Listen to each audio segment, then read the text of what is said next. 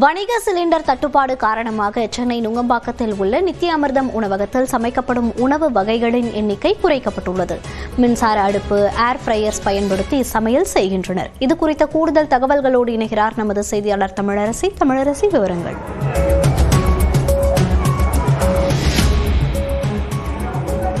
மோனிஷா, இந்த வணிக பயன்பாட்டிற்கான சமையல் எரிவாயு சிலிண்டர் தட்டுப்பாடு காரணமாக உணவகங்கள் கடுமையான பாதிப்பிற்குள்ளாகி இருக்கின்றன. கடந்த திங்கட்கிழமை முதலே இந்த தட்டுப்பாடு நிலவி வரக்கூடிய சூழலில் நேற்று பல்வேறு இடங்களில் நேற்று முதல் உணவகங்கள் மூடக்கூடிய நிலை என்பதே ஏற்பட்டிருக்கு. நம்ம தற்போது நுங்கம்பாக்கத்தில் இருக்கக்கூடிய ஒரு உணவகத்தில் இருக்கோம். இங்கே சென்னையில் இருக்கக்கூடிய பிரபல உணவகங்களில் ஒன்று. இங்கே ஒரு நாளைக்கு ஒரு 250க்கும் மேற்பட்ட டிஷ்ஷஸ் இருந்த இந்த கடையில் தற்போது இந்த சிலிண்டர் தட்டுப்பாடு ஏற்பட்டதுக்கு பிறகு தற்போது ஒரு புது மெனு கார்டை போட்டிருக்காங்க. இதுதான் அவைலபிள் அப்படின்னு புது மெனு கார்டை லான்ச் பண்ணியிருக்காங்க. இப்போ டிஃபன்னா காலையில் 4 ஐட்டம் தான் அவைலபிள். அதே போல் லஞ்சுனா வெறும் இந்த 6 ஐட்டம்ஸ் தான் அவைலபிள் அப்படின்னு புது மெனு கார்டை போட்டுட்டாங்க. ஸோ முதல் 250க்கும் மேற்பட்ட உணவு வகைகள் இங்கே இருந்தக்கூடிய நிலையில் தற்போது 100க்கும் கீழே உணவு வகைகளாக குறைக்கப்பட்டிருக்கு.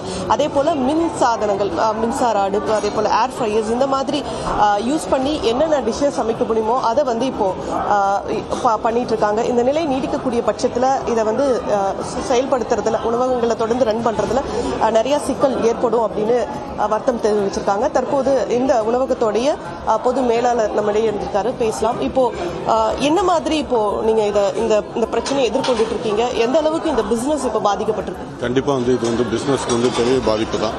இப்போ கூட ஒரு நியூஸில் போட்டிருக்காங்க, around 1200 to 1300 crores per day, okay, estimated loss, okay, on restaurants, okay, due to this LPG shortages. So அது ரொம்ப பெரிய விஷயம் தான். per day 1300 crores லாஸ்ன்றது. Okay, so food has become an essential part of the people.